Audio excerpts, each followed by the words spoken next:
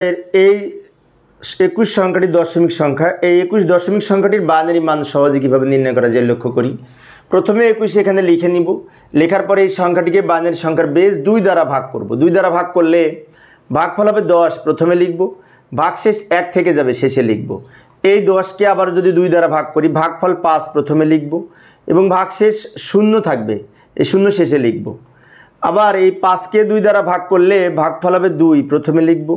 আর ভাগশেষ 1 থাকবে, শেষে লিখব। 2কে 2 দ্বারা ভাগ করলে ভাগফল হবে 1, প্রথমে লিখব এবং ভাগশেষ 0 থাকবে, শেষে লিখব।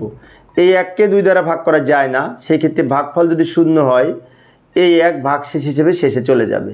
এবারে ভাগশেষগুলি নিচ থেকে যদি উপরের দিকে সাজিয়ে লিখি, উত্তর হবে 1 0 1 0 1। এই যে 1 0 1 0 1, এবং এটি যেহেতু বাইনারি সংখ্যা তাই ভিত্তি হিসাবে আমরা বাইনারির বেস 2 লিখব।